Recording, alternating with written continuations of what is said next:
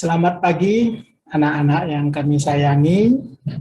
Seperti minggu lalu kita akan mulai lagi pelajaran kita tentang obstetri ginekologi.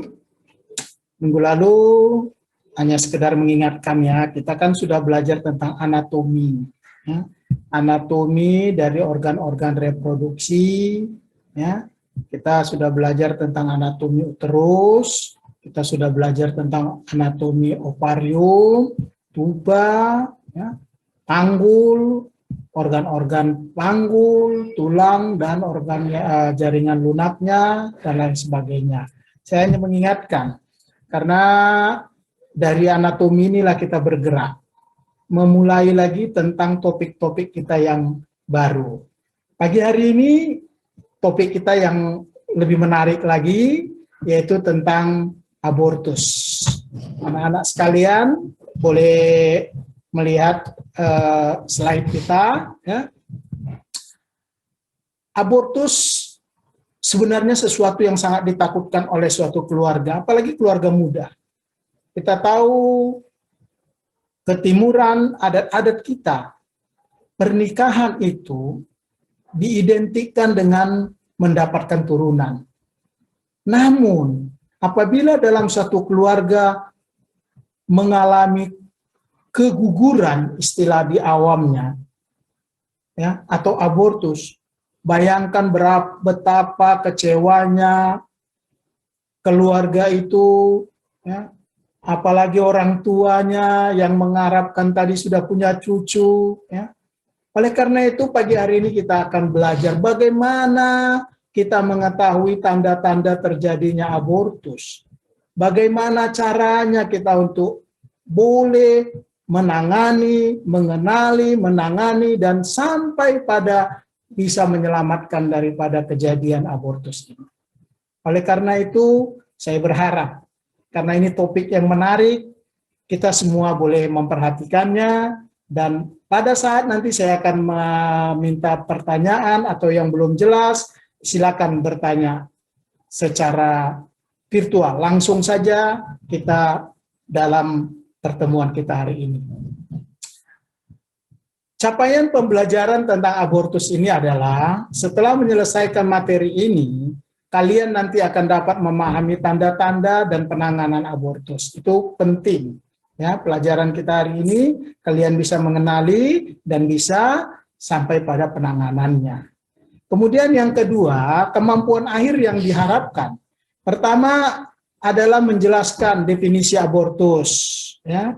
Kemudian menjelaskan etiologi abortus. Kemudian menjelaskan jenis-jenis abortus itu sendiri. Kemudian menjelaskan diagnosa abortus dan menjelaskan bagaimana tata laksana daripada abortus ini. Baik, saya mulai dari definisi. Abortus adalah keadaan berakhirnya kehamilan sebelum hasil konsepsi mampu hidup di luar kandungan. Atau di mana beratnya itu belum dari 500 gram, ya, atau hamilnya belum sampai 20 minggu. Kenapa sih demikian kejadian ini? Karena kita, ya, masih belum mampu membuat janin hidup di dalam inkubator pada berat di bawah 500 gram. Dan biasanya usia di bawah 20 minggu, berat bayi ini masih di bawah 500. Oleh karena itu, maka kita hindari terjadinya persalinan di bawah 20 minggu atau berat janin di bawah 500 gram. Nah, apa sih penyebabnya? Penyebab dari abortus ini, yang pertama adalah kelainan pertumbuhan konsepsi. Ya, di antaranya kelainan pertumbuhan itu adalah kelainan kromosom. Ya. Apa yang disebut dengan kelainan kromosom? Ialah kelainan yang terjadi dari kelainan spermatozoa, ya, karena spermatozoa itu banyak yang cacat. Ya, kalau dia cacat, maka dia akan menimbulkan gangguan pertumbuhan daripada embrio. Ya. Atau dari pihak si wanita, gangguan daripada opum. Opumnya itu tidak matang atau juga cacat. Sehingga sekalipun terjadi fertilisasi, pertemuan sel telur dan spermatozoa, tapi kalau dia cacat, salah satu aja pun cacat, dia akan berhenti pertumbuhannya. Kalau dia berhenti, pertumbuhan ini akan mengalami yang kita sebut dengan abortus. Itulah kelainan kromosomnya. Jadi bisa terjadi pada kromosom si suami atau kromosom dari si istrinya. Ya. Nah, kemudian yang lain lagi adalah kelainan dari endometrium. Apa sih kelainan endometrium ini? Kita kan tahu, kemarin kita udah cerita lapisan daripada rahim itu, ya uterus itu ada lapisan perimetrium di luar, di tengah miometrium, dan di dalam endometrium. Lapisan endometrium ini kalau cacat, kalau mengalami infeksi, dia tidak akan bertumbuh dengan baik. Padahal kita tahu, janin itu di dalam rahim, yaitu di lapisan endometriumnya dia untuk bertumbuh. Ya, kalau lapisan endometrium ini cacat, maka janin ini nggak bisa tumbuh dengan sempurna. Akibatnya, dia belum mencapai 20 minggu, dia mengalami keguguran atau abortus tadi. Kemudian yang lain lagi, kelainan pertumbuhan konsepsi adalah pengaruh eksternal. Pengaruh eksternal ini banyak ya, bisa karena trauma misalnya, tiba-tiba si ibu ini jatuh atau terpukul pada dinding abdomennya, mengakibatkan terjadinya abortus. Atau dengan tidak sengaja terpapar oleh sinar radiologi, ya, zat-zat aktif, ya, radioaktif dapat mengakibatkan juga abortus atau keguguran. Ya. Nah, itu yang pertama tadi, ya, penyebab daripada terjadinya abortus, kelainan pertumbuhan konsepsi. Yang kedua, kelainan plasenta. Ya. Kita tahu janin itu berhubungan dengan ibu secara langsung adalah plasentanya. Jadi kalau dia plasenta ini terganggu dia perlekatannya terhadap rahim, maka makanan yang ada dari dalam tubuh ibu terganggu karena plasentanya terganggu, sehingga oksigenase, pemberian zat makanan terganggu. Si janin atau si embrio tadi nggak bertumbuh. Karena dia tidak bertumbuh, akhirnya dia mengalami keguguran. Ya. Kemudian yang ketiga adalah penyakit dari ibu. Yang paling banyak penyakit dari ibu, penyebab terjadinya ini adalah infeksi yang kita sering sebut dengan TORS. Ya. Infeksi TORS itu pertama toxoplasmosis. Ini biasanya sering didapat pada hewan-hewan ternak ya, yaitu pada kucing, tikus, ya, sapi. Ya. Beberapa kemarin itu ada diteliti juga sudah ditemui di anjing, ya. Nah, kemudian yang kedua adalah rubella. Rubella ini virus, bisa didapat di udara, ya. Misalnya seorang ibu hamil muda pergi dia ke rumah sakit sakit-sakit yang berat, ya, dia bisa terhirup rubella virus sehingga dia mengalami penyakit, ya, mengakibatkan keguguran.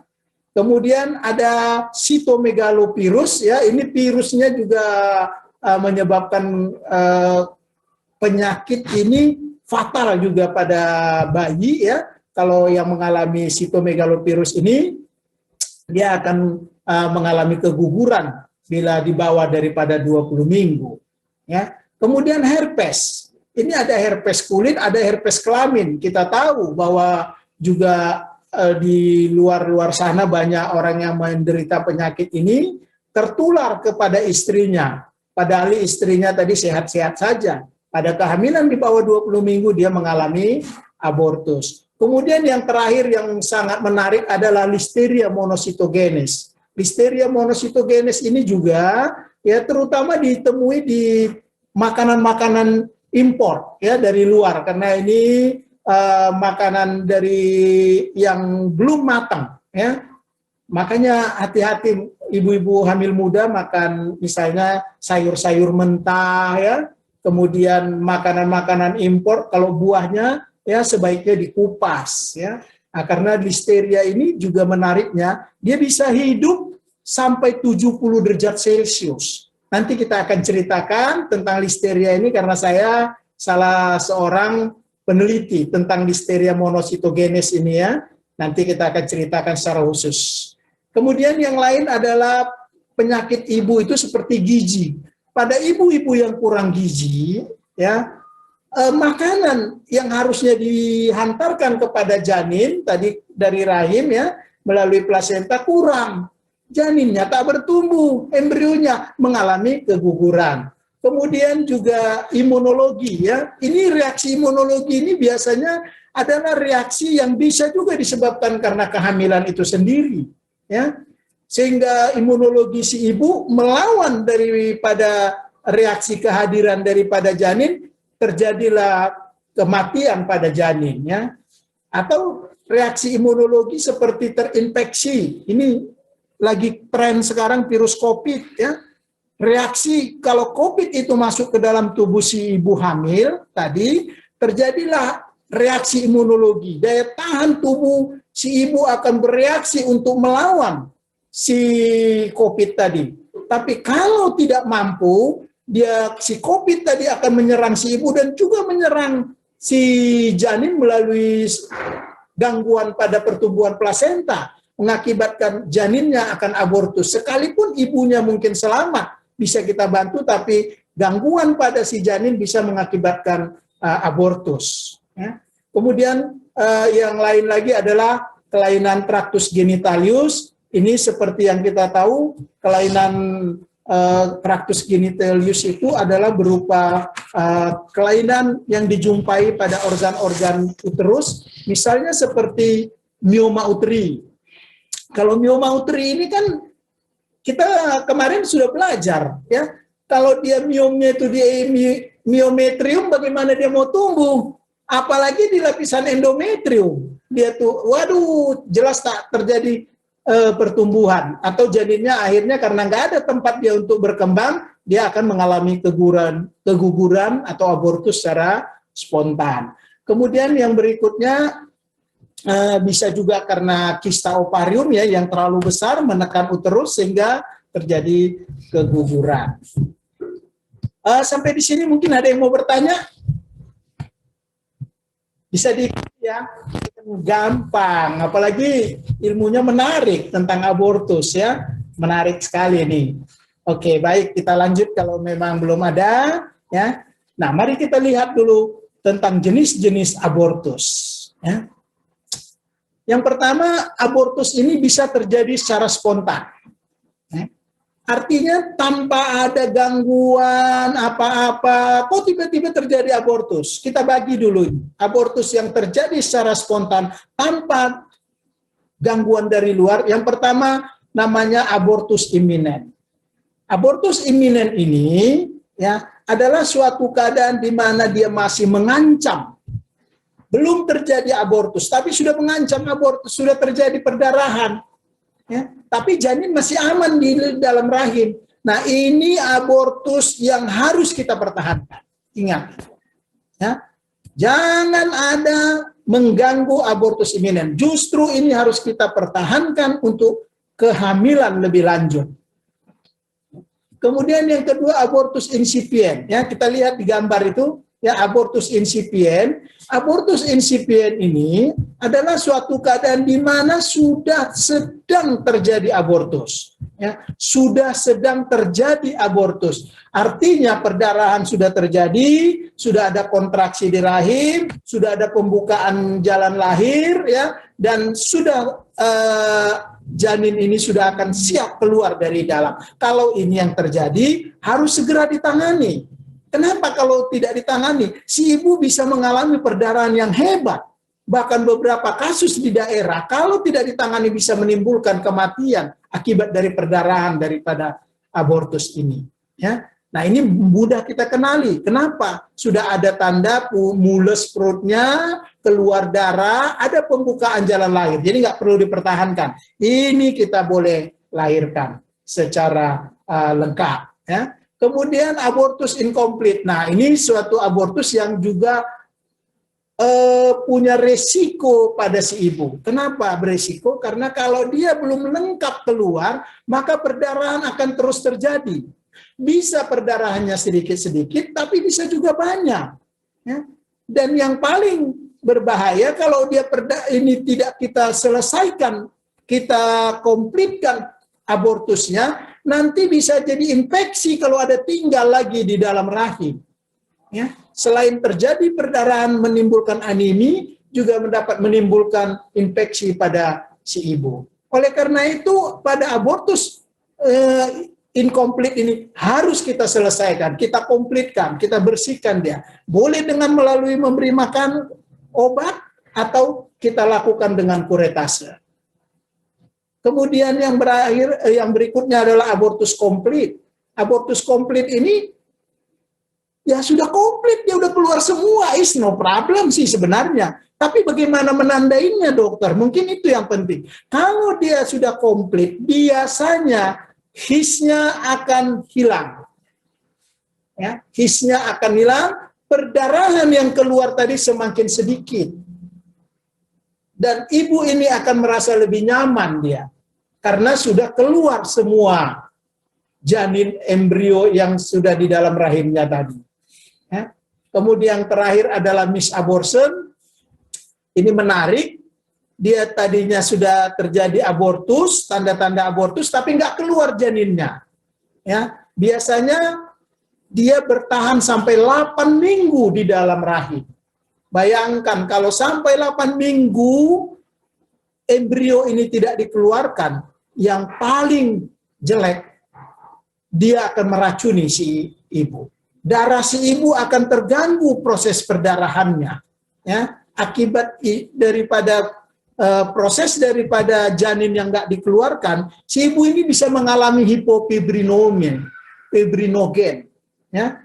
Kamu tahu kan, fibrinogen itu untuk pembekuan darah, jadi nanti ibunya menjadi gangguan pembekuan darah. Kalau ini harus diselesaikan, siap-siap untuk dilakukan transfusi darah. Baru dilakukan kuretase, karena dampak daripada misabortion ini begitu kita tidak siapkan nanti untuk faktor-faktor pembekuan darah ini, bila dikuret dia tanpa kita siapkan ini, bisa terjadi perdarahan yang luar biasa dan mengakibatkan kematian pada ibu. Ya. Nah, ini jenis-jenis abortus dari abortus spontan. Kemudian ada lagi abortus buatan atau namanya abortus induksi. Kalau spontan tadi tanpa dilakukan apa-apa, dia mengalami abortus. Tapi kalau yang induksi ini menariknya, dia dirangsang untuk terjadi abortus. Siapa sih yang membuat ini? Pertama, orang kesehatan atas indikasi medis. Apa itu? Contoh misalnya seorang ibu hamil dengan penyakit jantung grade 4. Ibu ini sesak, nggak usah hamil aja dia udah sesak. Tahu-tahu dia mengalami kehamilan, dia bisa sesak dan mengakibatkan kematian. Ini diperbolehkan untuk dilakukan induksi.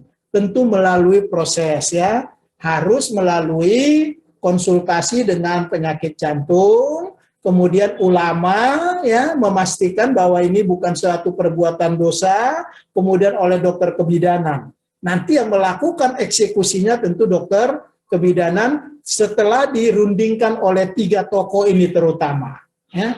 Kemudian itu medisinalis. Tapi yang lebih hebat lagi, yang banyak terjadi di luar sana adalah kriminalis.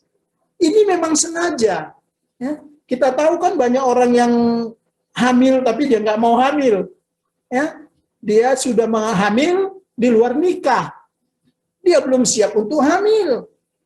Akhirnya dia mencari dukun, mencari orang pintar katanya untuk melakukan induksi, perangsangan agar terjadi abortus. Nah, anak-anak kami, ini yang sering kita temukan di masyarakat awam yang tidak mengerti akan kesehatan.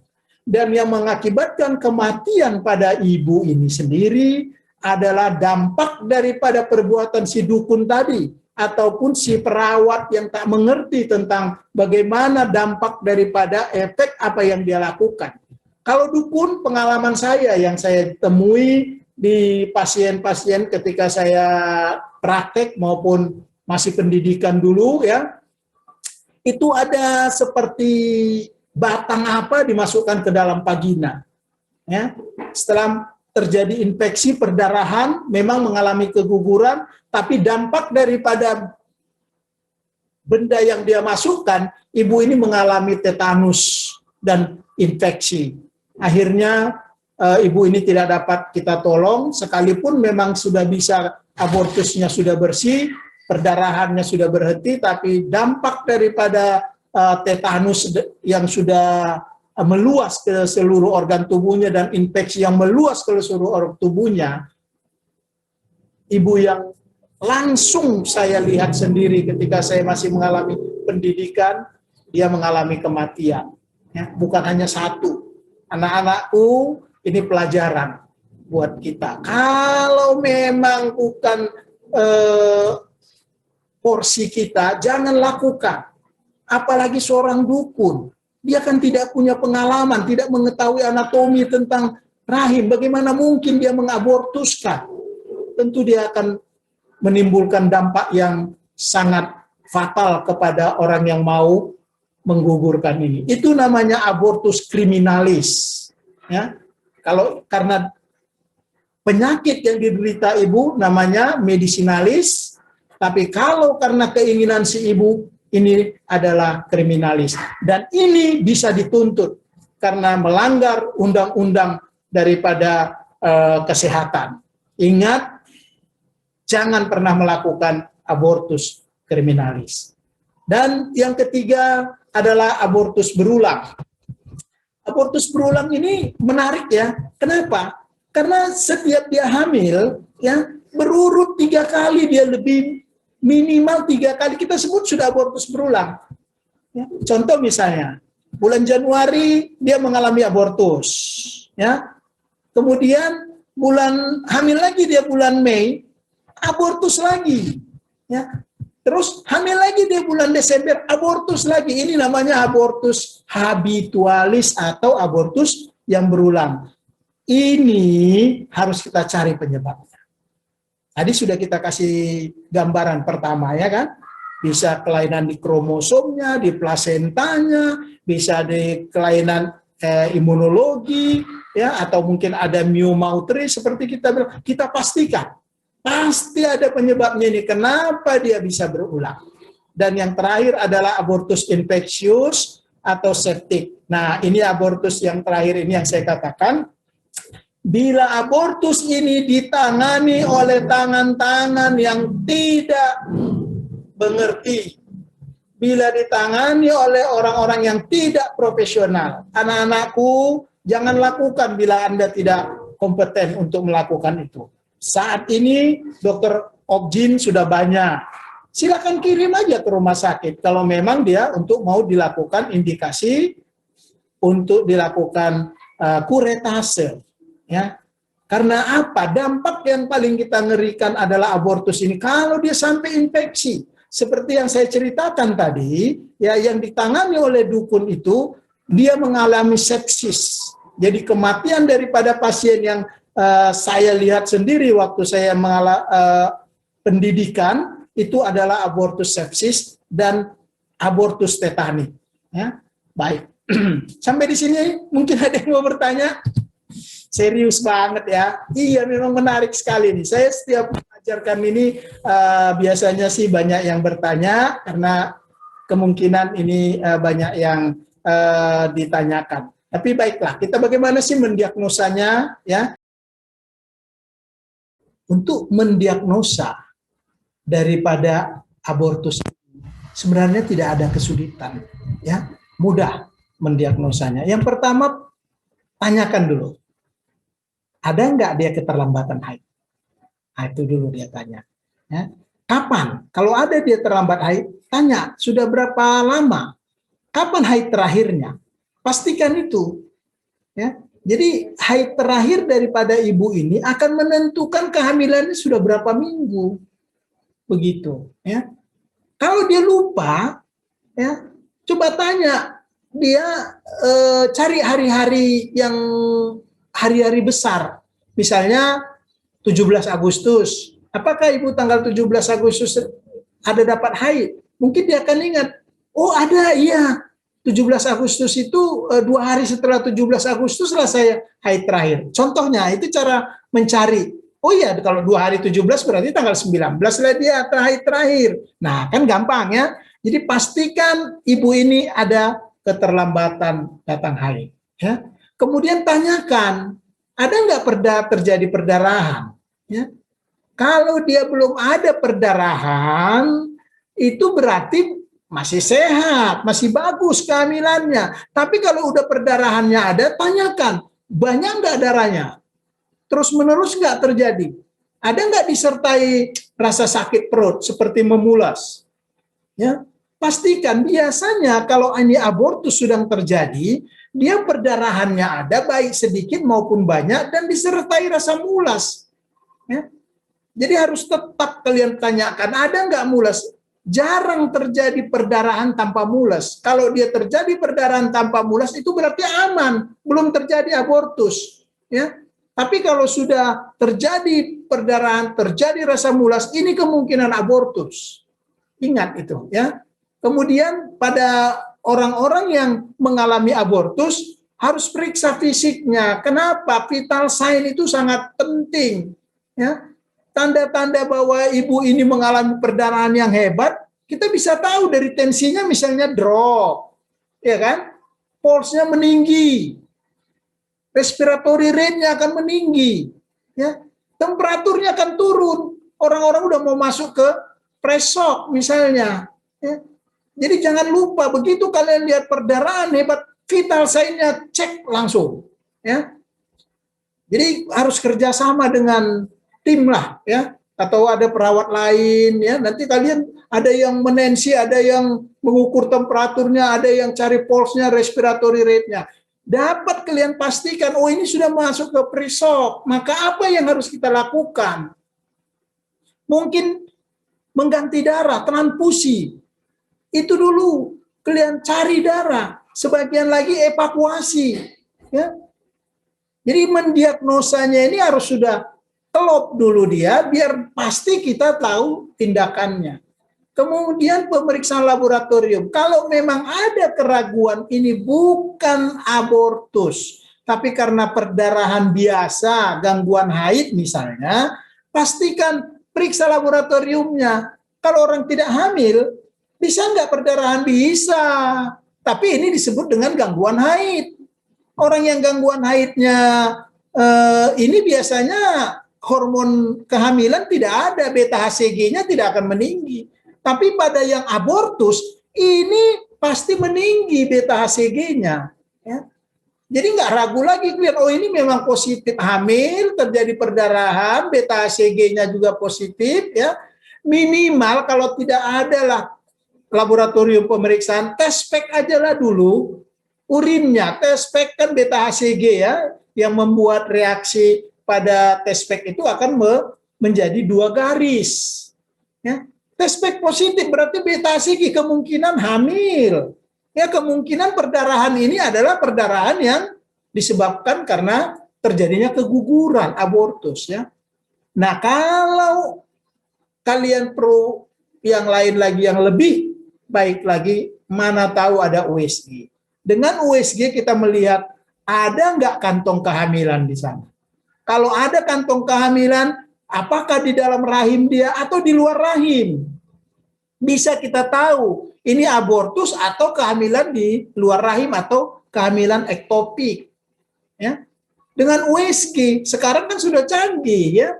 Rata-rata di daerah pun sudah ada USG ya. Mungkin nanti kita akan belajar topik USG ini secara khusus ya. Nanti saya akan berikan tambahannya ya. Nah, itu cara mendiagnosanya.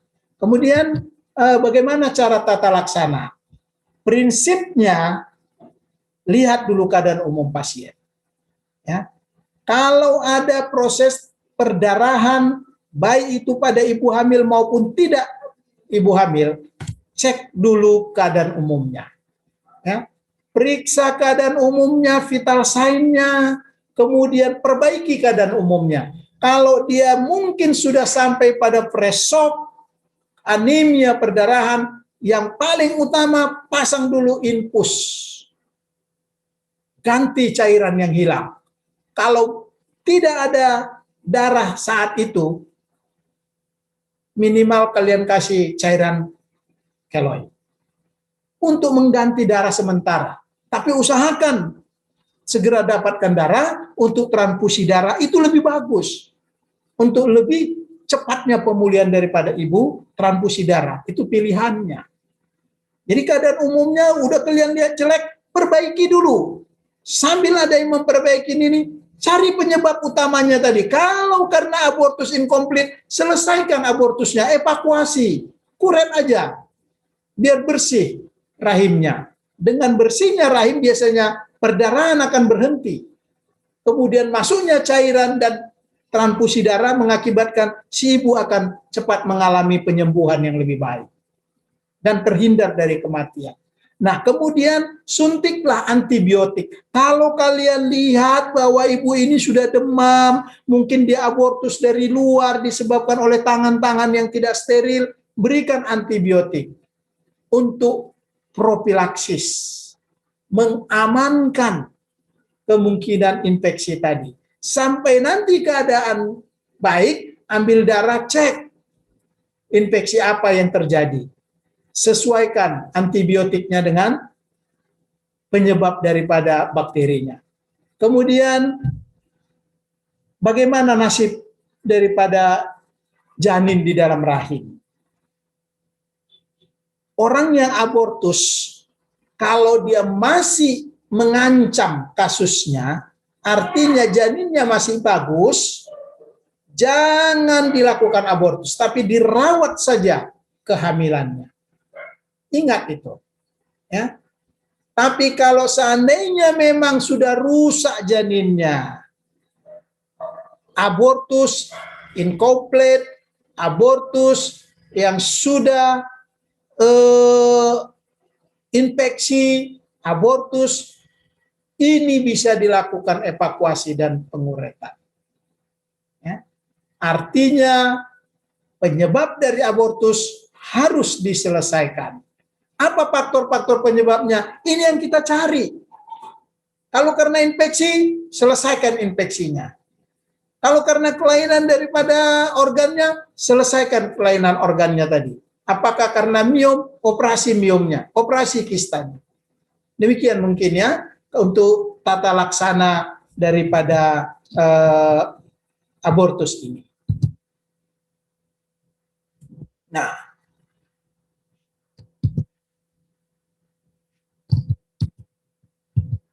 mungkin sejauh ini masih ada yang mau bertanya? Baik. Kalau tidak ada yang mau bertanya, saya harap ini kuliah karena menarik tadi ya, seperti saya bilang, dipelajari lagi, diulang-ulang ya. Kita minggu depan akan masuk dengan topik yang lain. Saya harapkan sudah ada yang bertanya pada waktu itu. Terima kasih untuk perhatiannya. Salam sejahtera buat kita semua. Selamat.